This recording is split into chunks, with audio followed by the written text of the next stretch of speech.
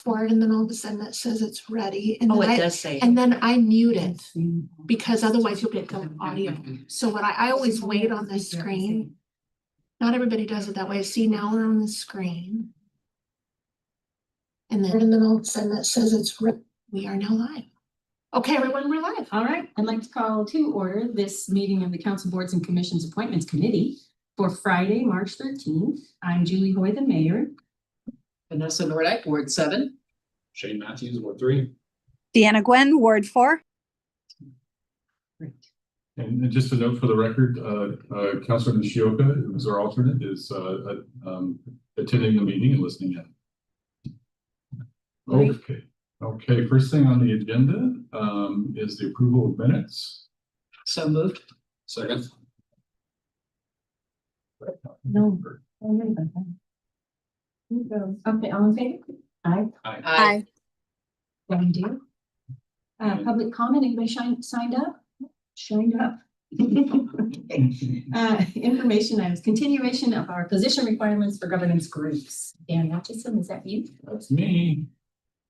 All right. I'm gonna share, or I'll ask Gretchen to share a screen with the PDF there. If you can find this. I'll work on looking for it.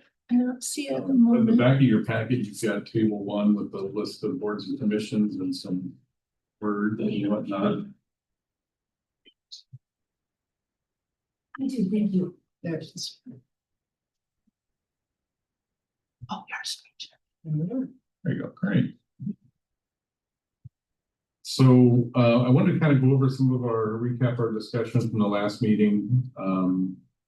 One of the issues we talked about was requiring residency for board and commission members. I had proposed sort of a general, everyone's got to be a resident of the city. There are some exceptions. Planning Commission allows folks to be one member to be within the UGB. And then other boards and commissions talk about owning property or being a business owner within a specific geographical area as well. So those would be exceptions to that. I think the committee's discussion was, we weren't sure if that was a good overall requirement for every board and commission. I think we had talked about the Library Advisory Board as being one where we'd want to have, allow for at least one member to be a non-resident. So as we go through the list here, if you've got concerns about that being a strict requirement, or if we just want to table that discussion in general to require residency, that's up to the commission.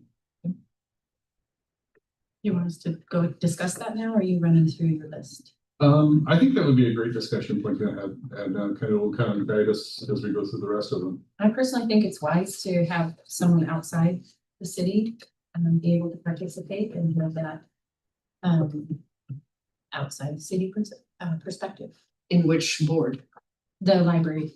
I'm sorry, what were you just talking about? This is the suggestion or the recommendation from staff was to make it a general requirement for all boards and commissions. Oh, yeah. But if the committee doesn't like that, doesn't want to require it in general, then that's fine. Or if you want to pick specific boards and commissions where you feel that representation from outside the city would be more appropriate, we can hit it. Sorry, I misunderstood. No, it's okay. What do y'all think?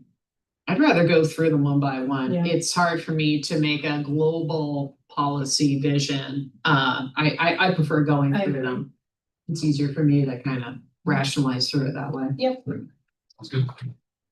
The other issues that we talked about was just in general trying to encourage both geographic diversity. So, not a requirement, but encourage representation from all the different wards, as well as life experience and background, and just kind of a general diversity requirement as far as trying to get approaches from people who might be renters, who might have different life experiences, different cultural backgrounds, things like that. So the idea would be to have an overreaching requirement for all the boards and commissions that encourages it but doesn't necessarily require it.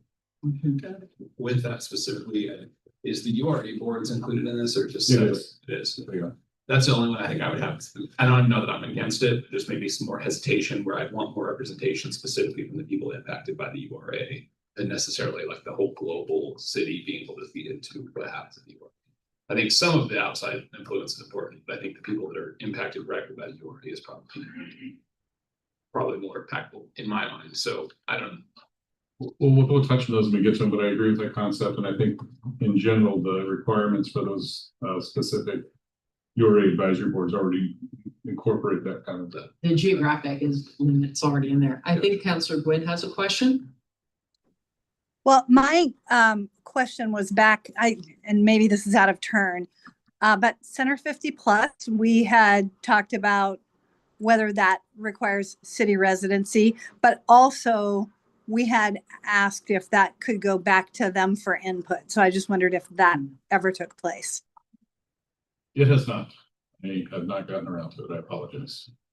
Excuse me, Gretchen, is it possible to move the box to the other side? Yeah, I can't see through the city attorney. We could just minimize it because yeah, Councilor Gwynn's not you're sure. right. How's that?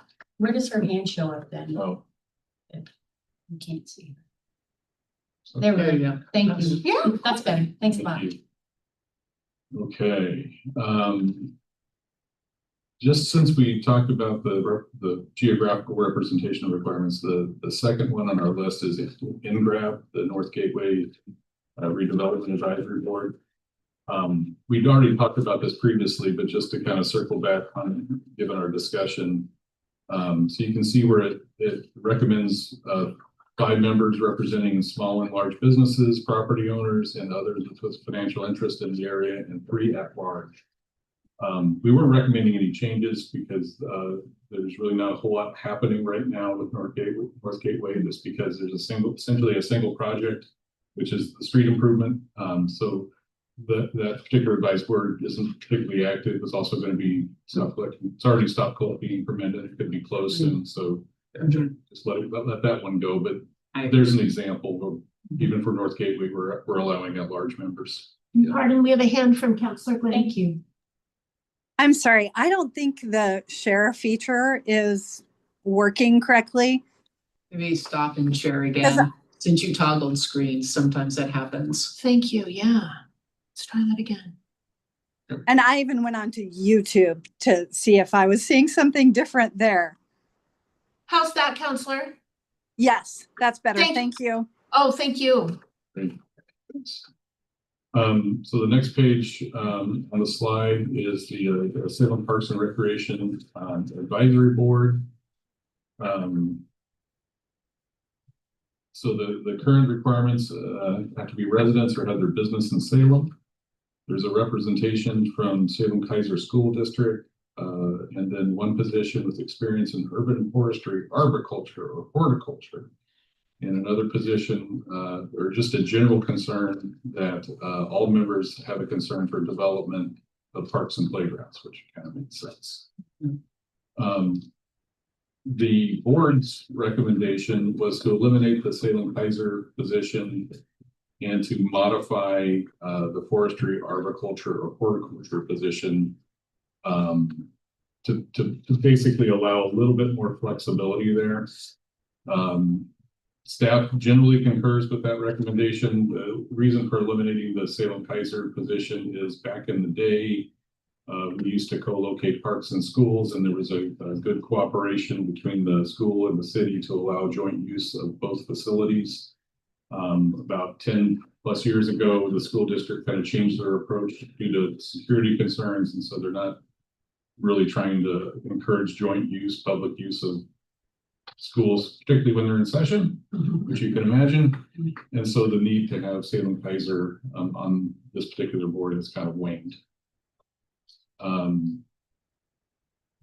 My recommendation, I won't call it staff's, but my recommendation would be to make that forestry, arboriculture, or horticulture position experience desired but not mandatory. I don't think the board typically generally concurs with that. We didn't ask them directly, but I believe they feel that having that specific types of experience is very helpful to them in making their decisions. I'm mindful of this committee's discussions over the years about the difficulty in filling these positions. Yeah.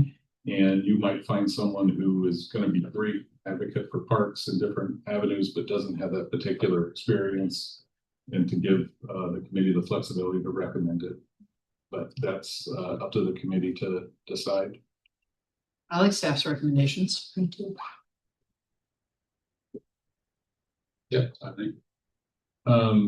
And so this is another board where the resident, you have to be a resident or have your business in Salem. Do you want to encourage the non-Salem residents to be, and non-Salem business owners to be eligible?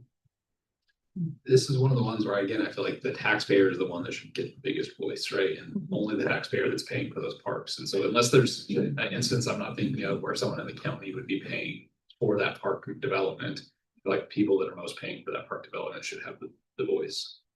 So I think I struggle with like saying that we should be advocating for anything different than that in this specific one. But that's just not. Particularly with the levy. Right. Yeah, that's a great point. So staff recommendations are on the right-hand side, and that's have a library card at time of application. I like that adjustment. I do like having a youth member desired but not mandatory. I mean, I'm a big fan of having youth participation in all of our committees. Have we had problems filling the youth position when it was dedicated as a youth position? Just to note, we were still on Sprout, but to answer. the Oh, I'm question, sorry. I thought we'd already moved on. Just, if I could just finish the Sorry. Sprout one real Yeah, quick, sorry. Please do. My bad. It sounds like we want to keep Sprout as a resident business owner limitation and not allow folks from outside the jurisdiction to be members. I would agree. That would be my. Yeah. I'm fine with that. Sorry, I thought we'd already moved on. I appreciate the spirit of that. Let's make, come on, next. I don't know. Have we had trouble filling the youth position? To be honest, I need to double check myself. I think we don't have a youth position, and this would be a new ad. I think Yeah. only HRC has a youth. Okay. Person that they had. Am I wrong? You were wrong, Okay. according to my notes, and of course, I'm never wrong. So, You are not. I defer to the attorney. I can look it up real quick and I will, but I believe that. I think I can too. I'll work on it. I mean, well, under current group requirements, the far left column, it says none. Where? Oh, You see? know what? Oh, See, Gretchen's right, Dad's wrong. Dad. Someone. But the record reflect, Note the count. right. we're on YouTube, the whole world can now hear that reverberations around the I love globe. it. So good point. So it isn't a requirement. The advisory board is recommending we make it a requirement, and staff's position is make it a desired but not mandatory. Staff's position, I think, is reasonable. And I don't know how hard it is to get a youth to commit. It's been not hard at the Human Rights Commission. We've consistently had high school and young college students, and the library is a wonderful opportunity with their youth engagement to be identifying participants. So I would go in optimistically. Are they a voting member or just a city? In HRC, they're a full. They're a full voting member. Mhm. Yeah, there's nothing like, they don't do like things like planning commission or anything, so. So the advisory board does make recommendations on use of the trust fund. And so the library board in particular does have more authority than a lot of our boards and commissions do. They do speak to the finances a lot. I'm not saying that's a reason not to appoint a full youth member. But it's one of many, so I'm not that concerned personally. Well, I will say, given, I think this is one of the situations where having a dedicated youth member makes sense. Because you could advertise it as such and put yourself in the shoes of a young person. If you know there's a dedicated youth spot, you're so much more likely to apply for it. If instead you feel like you're competing with adults who have education and a lot of other things that youth naturally find intimidating, I think you're going to be much less likely to apply. And our youth are some of our most dedicated users of our library services. So I could see how in other boards, making it desired not mandatory makes sense, but I would like to see a dedicated use spot for those reasons. I can get behind that. Yeah, I don't necessarily have a problem with that. I think for the financial reasons, my only hesitation of it being a voting member or financial things. But when we're talking youth, are we talking like, What age group? right, are we talking 16 plus? Are we talking 14 plus? Are we, what are we, maybe it doesn't matter ultimately, as long as they qualify and they're well suited for the position, maybe I the think age is it matters. irrelevant. Could we copy what the youth HRC. members are for HRC? something like 15 to 23 or something like that. I could Is- double check that. You could be a high school 18 student. is adult, no? Pardon? So, let's see, I'm trying to, the youth advisory commission is still in our code, even though it's dormant. Yeah, because I was on it and I was a high school student. I can tell you, you can be 17 Yeah. and be on that board because I was 17 when I was a senior. I was a new senior. I started going to my first grade. I was a brand new 5-year-old. So my dad was like, that's fine. She'll be fine. Just throw her in throw her in the pool. She'll make it. So there's not a minimum age requirement, but it talks about, at least for the youth advisory commission, and again, this is pretty dated information, 21 and under. 21 under. So, And yeah, I think the HRC is a slightly different. yeah, and it might be easier to just copy and paste that. It might start feeling arbitrary to have different rules. Yeah, If it's okay with the committee, we can do some kind of research as far as what the standard is for that. I'd be concerned with an 8-year-old, but just. There we go. Yeah, But, I would agree. That's you true, have to have a guardian with them. Offense to all times. Yeah, you get the point. So let us do a little research on that, and then I imagine the committee's gonna have to have another meeting to get through the rest of the Yeah. list at some point, and if not, the recommendation will go to council. And that's something, have I mean, that discussion. I think I can support the idea of it being a mandatory youth and whatever the definition that comes up with that, that's probably okay. Mhm. Youth members shall not be 15 younger than and 15 and older than 21. At the time of appointment. Does anyone have any heartburn with the 15? No, I don't think so. Yeah. Counselor Gwynn, any problems with a 15-year-old possibly being a Voting member. voting member? No, I'm good with that. That's exciting. And I will just ask on the residency or business owner requirement, do we want to limit it to Salem only? Now you're talking about paying taxes again. I mean, it is such a weird thing because the library in theory is open to more than just Salem residents. You can be in Marion County, you can be in Kaiser and still have a library card here. But people that are paying for the service specifically, the people that are paying the levy are specifically property owners in Salem. So that's a tough one because I admittedly like a voice for someone that can have the card does feel valuable, but they also aren't necessarily paying for that. Although let me step back on that, because isn't there a fee if you're outside? Okay, You do pay a fee, you pay for your card. Yeah. so maybe there's more of a logical aspect in this one to be able to say that at least one of the members could be from outside of. I think one. They get one. That's what I'm thinking too. Yes, we'll tokenize them. One in a You represent the rest. You represent everyone else. Yeah, that's right. Yeah. We say up to one, so not make it mandatory. So you can have a non-resident member, but you don't have to. Yes. Yeah. I like that. Next, Okay, West Salem redevelopment advisory board. Current requirements: 4 members representing interests of business owners, property owners, and residents in the area. 1 industrial owner in the area, 2 citywide at-large positions, and 1 member representing interests of business or property owners or others with a financial interest in the riverfront downtown URA. And yes, that is correct. And 3 members representing residential areas in the West Salem Neighborhood Association, including 1 within the area, but the other 2 have to be outside the area. This is super complicated. I want to just delete it, just out of sheer annoyance. It's like the directions to the Holy Hand. It's like, absolutely, no. I just want to put a big X through it. It's like, you're irritating me. So did staff make a recommendation to save us some time? we did, as did the board.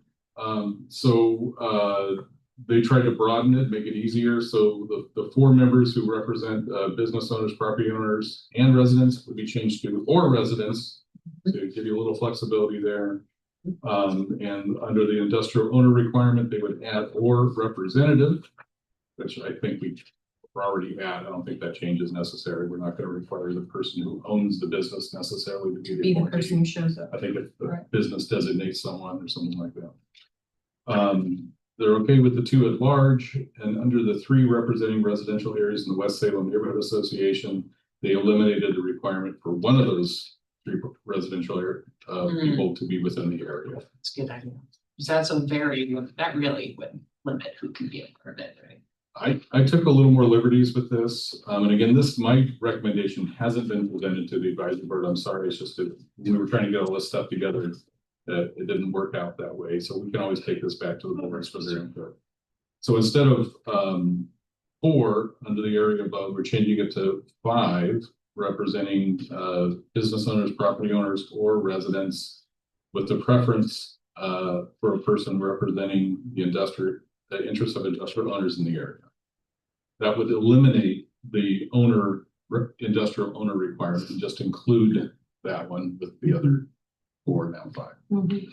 And then accepting their change on the 3 areas representing residential areas.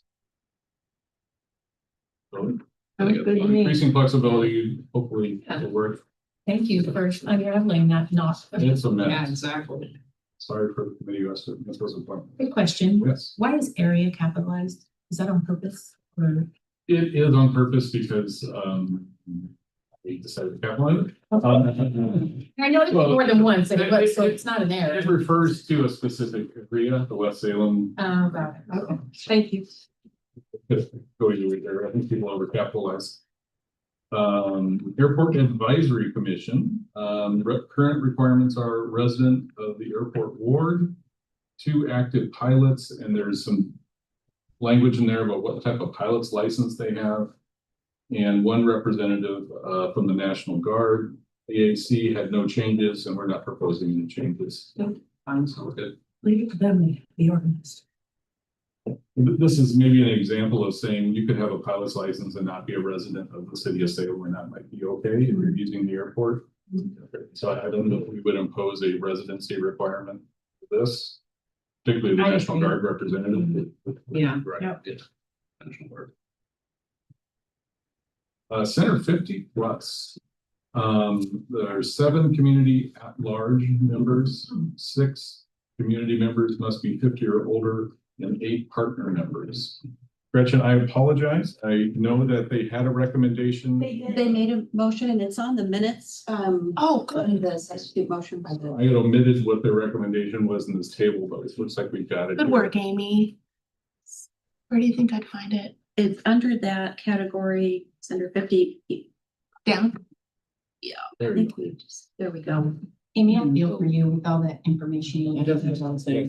Are you thinking of the work that the actual advisory commission did? Oh, I apologize. I thought Okay. he was referring to the Okay. change to the membership outside of the UGB. If you guys want to take the con here, I can go back and try to find. Let's just put a pin on that one. Okay. We're not gonna get through Okay. everything. So I apologize. We'll bring that back for No worries. consideration. I don't know. Make him wait. If we get through everything, I'm not touching them. All right. We're just gonna appoint you to Center 50 plus as penance for mandatory at every meeting. Oh, dear. Okay, so. We could do that, you know. We could say, city attorney required. Kerwin or designee, I don't care. Designee. Mark, where are you, buddy? He left. He left. Okay, Civil Service Commission. The requirement is that you can only serve on this commission and no other boards or commissions. You can't be an employee or elected official or anything like that. You must be a citizen and a resident of the city. We also recently added the background check requirement. So there's also the criminal background check requirement for the CSC. There isn't a Civil Service Commission because we don't have a quorum, so there's no recommendations from them. I'm fine with the requirements as they're spelled out, and would only recommend that at some point we amend the charter to be consistent with state law. There's some idiosyncrasies there, which aren't fatal, but it would make it easier for everybody if the rules were the same. And that we create an SRT chapter for the Civil Service Commission that basically mirrors what the charter says, so we don't lose it, because a lot of times people forget to look at the charter for applicable rules.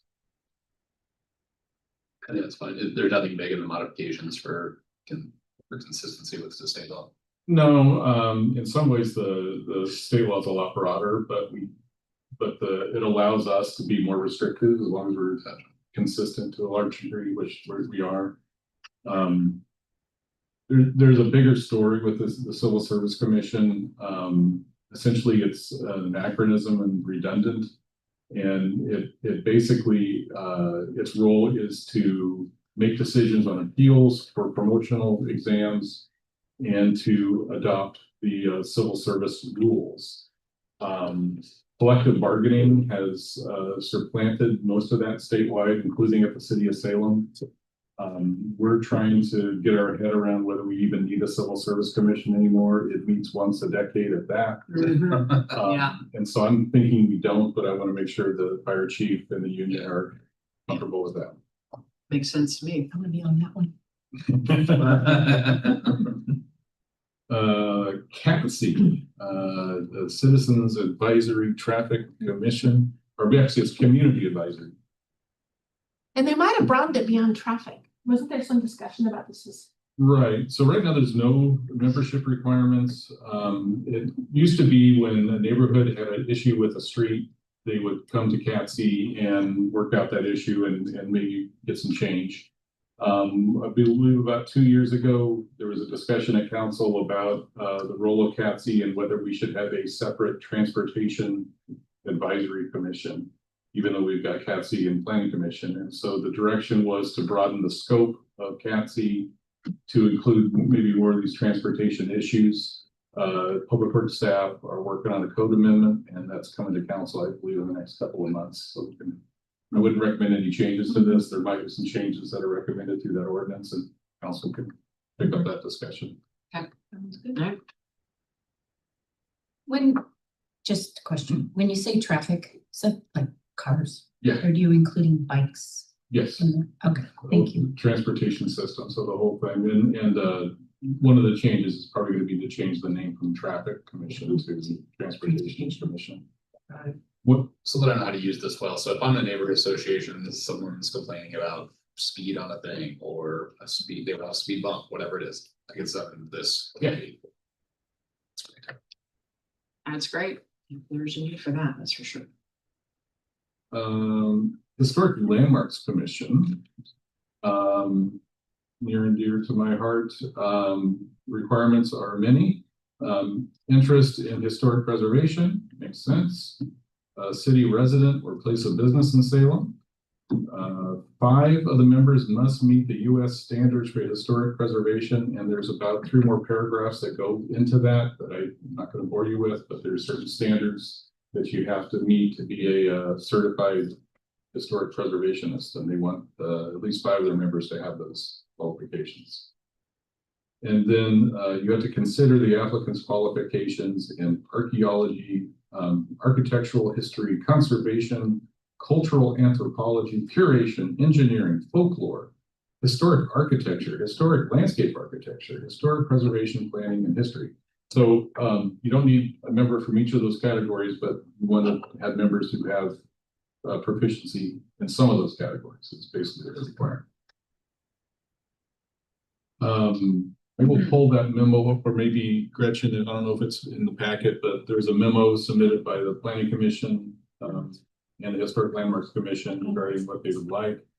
It's a broad discussion that goes beyond the scope of what I thought we were talking about here, but that's great. They also suggested we add a requirement that at least one of the 5 quote professional members be a qualified archaeologist. And qualified means certified under the SHPO, the Oregon SHPO standards. And then I checked with staff to see how difficult it would be to find a qualified archaeologist, and they said not hard. Really? Shocking. Yeah. If you've ever found a bomb. That's your it. You have to have a pith on. How many members are on this board? Let me check. I mean, you can see my note there in the table regarding that requirement. I'm a little leery about adding another specific requirement, but I think the commission thinks it would be valuable, and staff. Are they really worried about unqualified people running to apply for this? It seems like they're very much in a gatekeeping kind of posture. I mean, and I understand. Yes, we all understand there are rules you have to follow. I don't know. my reaction to that is it's very gatekeepy. So that's don't not a word, it is disagree. now. I used to staff the Landmarks Commission for a number of years, and the amount of time we spent arguing about vinyl and wood windows was remarkable. Sounds painful. Mm-hmm. Not to demean anyone who prefers one over the other. Mhm. It is a very technical approach. At one point, we had like the assistant director at SHPO was the chair, and we had problems because they would want to redesign and development, redesign and improvement require different materials than what was allowed under our code. They were getting very prescriptive. We were able to fix that in a number of ways. But it's a very specific commission.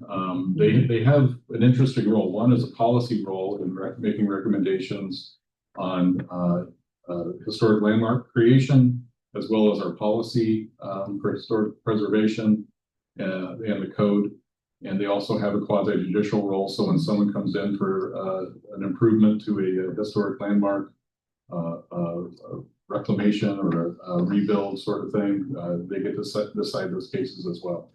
I think it's been pretty remarkable that I haven't heard of a single controversy coming from the HLC in the last at least 5 years. There was a considerable amount of controversy when the blind school was being demolished. Also the old Salem parking garage, not Marion Parquet, but the old building that used to be on the corner of Trade and Commercial, that horrible old 50s style parking garage that I was, remember that one. Yeah. yeah. Yeah. that That was like a was- little gas station slash mechanic there too. It was boarded up, and it was a host to many people in various states of. All kinds of yeah. things. And there was actually a welding shop there at one point. Oh, interesting. With metal being put up to keep the rain from getting into the welding area. Pretty scary stuff. The owner was out of town, and was very difficult to deal with. The requirement is to preserve a structure like that because it was a cool 50s Disney cars kind of parking garage, but would have taken Ecuador's GDP for a year to fix it. So we ended up getting to the right place, but they can become difficult. So they have HLC has a unique role in the city. Interesting. Does what's it called, Gilbert House have a roof yet? Off subject, but there's some delays with funding on that. Okay. I know it came, at one point there were shingles laying in the office and what would be allowed and what would not. Yeah. And it does get very detailed and complicated to uphold the historic nature of it. So having experience and background for members is important. Whether we need an archaeologist to make that determination is up to this commission to recommend to council. And they claim it would not be hard to find archaeologists to fill that position. Yeah, I'll take you back. Their comment basically was we've had archaeologists on the Oh, there you go. in the past.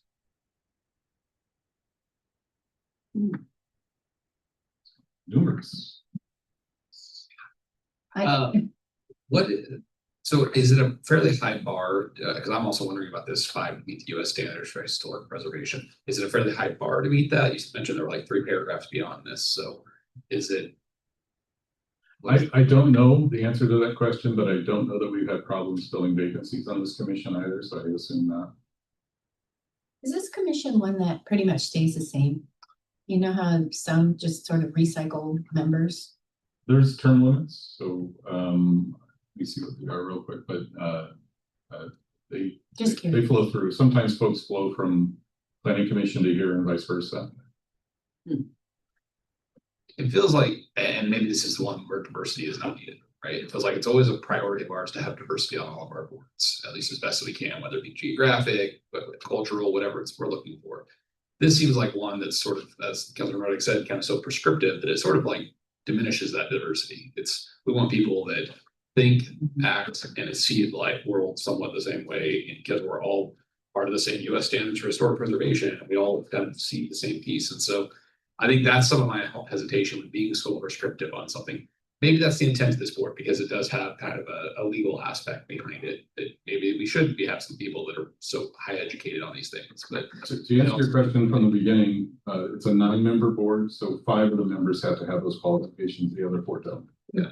So there are complete know-nothings about archaeology like me who could be on the board, in other words.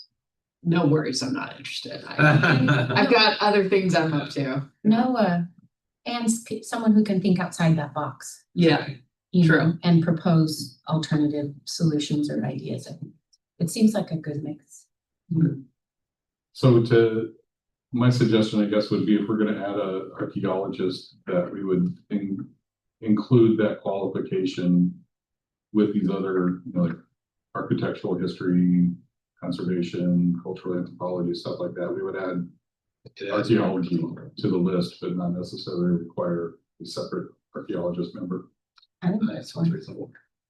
Do Sure. we need to tag on at the end or reasonable facsimile? You know, like, or, I think the requirement is experience and okay. Got it. covers that.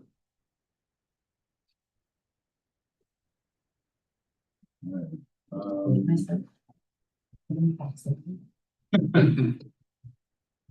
We might actually get closer. Let's do it.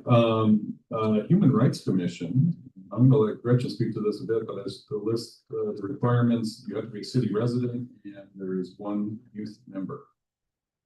Do you want to speak to what the commission recommended? Yeah, you might know that the HRC pays attention to the community groups that are otherwise known as protected classes, age, gender, etc., disability.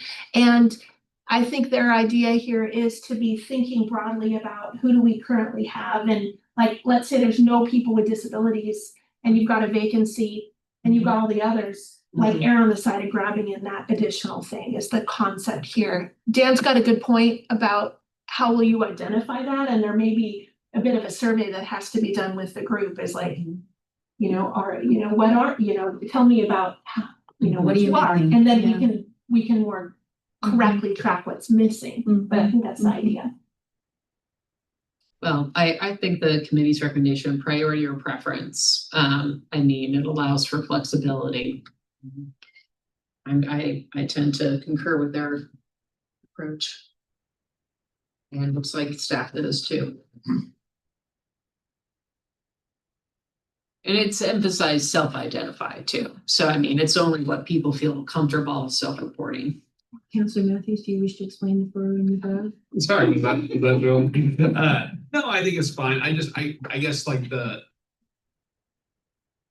way it's phrased feels odd to me. Like, it seems to me like the phrasing should be something somewhat just from the lower half of try to find diversity from classes not currently represented on HRC. But why we need, like, why the prescriptive part about self-identify as a marginalized community? Where is that the part that we're trying to be the diversification, right? The whole intention here is that if it's not currently seen in the HRC, then we should be trying to pick that up. And I think they're synonyms, so I guess that's why I kind of jumped ahead on that part, because I can't think of a marginalized community that also would be reflected in that list, Right. So. Well, I guess, well, no, even housing status is Yeah. a protected class, so yeah, Yeah. It's I true. can't think of one. So that to me is the part. I understand what you're saying, Councilor Matthews. I felt that as I read it. Well, I think if the commission is comfortable in general with this sort of preference, then we can wordsmith the particular code amendment. Yeah, I think the concept of trying to get as much diversity on the board, I think makes sense. So, yeah, I'm comfortable with the concept. The already requires them to be a city resident. Are you comfortable with that? Yep. Yeah. And sorry, I'm gonna go back a bit, but for CATSI, is there a preference to have a non-resident member? Are you I don't think, concerns about city streets? I don't think, just offhand, I don't see a non-resident's perspective would be particularly helpful. This is about what does it feel like to drive down our streets every day? I don't understand why. I don't know. I agree. And then the HLC, the Historic Landmarks Commission, current requirement is resident or place of business in Salem. I'm fine with that. It seems flexible. All right, so thank you for that discussion. The Municipal Judge Compensation Committee. Also not one that meets often, every couple of years. I've done it. Sign me up. Current requirements are city manager or designee sits on it. Municipal or Marion County or Polk County licensed attorney. And a member of the general public. This has been a bear for staff to fill over the years. The general public position is relatively easy. The attorneys don't want to waste their time. My office has reached out to Marion and Polk bar associations and tried to drum up some interest. It hasn't haven't been particularly successful at it. My recommendation is to eliminate the commission altogether and instead find a new administrative method that's approved by council to approve the compensation for the elected judge. It does put council in a somewhat awkward position in that you're determining the salary for another elected official, but it's not unheard of. So what we would do is just do a study, salary study like we do for every other position at the city. Like to through determine- HR? And determine what other municipal judges are paid, what their compensation level is, what their benefits are. Periodically come to council with a recommendation, council would approve that. Makes sense to me. Yeah, me too. One less committee. Yeah, that's a good thing. Salem Planning Commission, hold on to your seats. This is a long one. Oh, you doing okay? I did have one question on the HRC. Is it because we have so much incorporated, unincorporated, is it important that they be a city resident? Or should we allow that flexibility for at all? Do you have an opinion on that? I'd argue it might be similar to or business or live, work, or play. We've had members that have been just outside the city limits that have been terrific members over the years. Is that incorporated in the new, in this? No. So And tell me something why that, you're laughing. yeah, it's like, We're we putting members on the supposed to have done commission that aren't supposed to be on the commission, but. Interesting. Okay.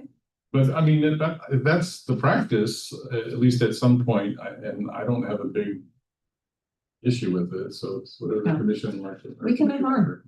I'm good. I just imagined, one of my neighbors out in Northeast yeah, going, well, if only I lived across that line right there, well, and to that I could help. to that point. And this one doesn't have like a levy or a particular geographic thing so in this case, I think sometimes some appointments committees have said, do they live, work, or play in and around Salem? And that's how they defined it. Other committees have done that. But I think this one would be one where you could broaden it if you wanted to. You could, but I'm mindful of the fact the commission did not recommend making that expansion. But I they're- think you're aware of it. I don't mean to interrupt you, I Oh, apologize. no, that's fine. Yeah. Well, I mean, but they were consulted on what recommendations they had, and their recommendations had nothing to do with changing residency or other thing. Yeah. I mean, Yeah. I'm more inclined to defer to the commission, this commission, because it is such a sensitive topic. And I mean, I think, Can they give us that specific question for input on that? I think we could. It sounds like we've got time to do some comebacks. Okay. Just a. What do you say? A pin in it? All right, Salem Planning Commission. One member may be outside the city, but within the UGB. No more than two in the business of real estate. No more than two in the same business. And those requirements are requirements of the state of Oregon as well for our planning commission. The planning commission had a good discussion on this. Their memo is there. They went off on a number of different topics that aren't specific to membership.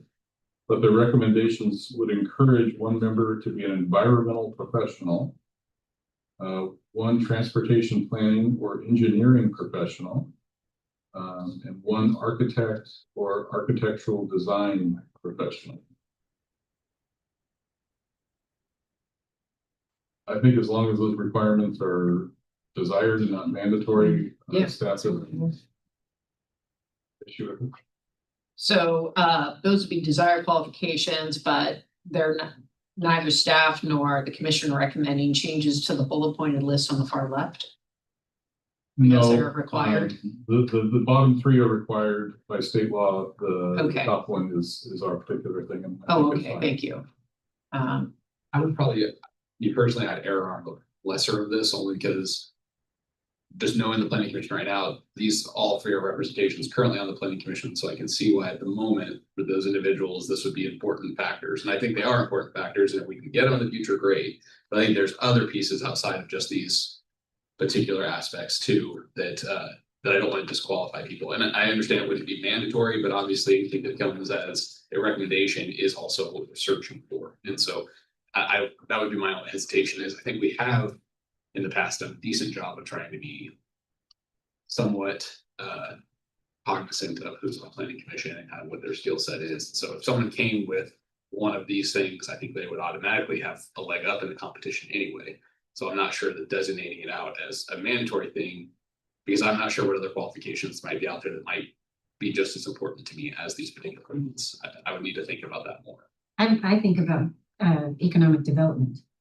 You know, would we want someone who has a perspective for growth? Is that reasonable or not for this commission? I don't know that I would make that an encourage personally. My concern with the planning commission is that they have a broad policy role, recommending changes to land use policy and development policy, that all those sorts of considerations are very valuable. But they also have a quasi judicial role where they've got to take all their personal preferences and biases out Yeah. and look at the facts and the criteria. Kind of the hope. And the transportation issues and environmental issues do get very complicated. To have some of these expertises would be helpful, although with that comes bias, depending on what side of the aisle they're on that issue. But you know, having some technical competence on complex land use issues is a good thing. Yeah. I think definitely having I've heard that from commission, at least one commission member, that you would like to see more technical competence. I think it's desired, not mandatory. I think the environment is always going to be a factor in planning commission decision. Transportation or engineering will always be a factor, and I think architecture is always going to be relevant. I mean, yeah, sure, apparently we do have people for all three of those now, but I see those as perennial needs for a planning commission. Councillor Gwen, as a frequent watcher of the planning commission, do you have any comments on this? As long as those requirements are not mandatory, I would hesitantly be okay with it.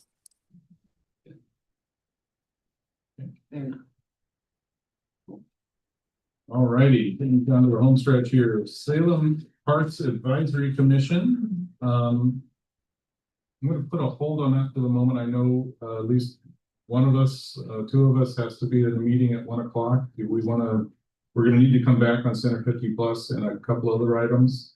Do we want to hold on this right now and give folks some space to breathe? Sure, I'm okay with that. I'm fine, go. So we're gonna pause till next time. We are adjourned. Thank you. Awesome, thank you much.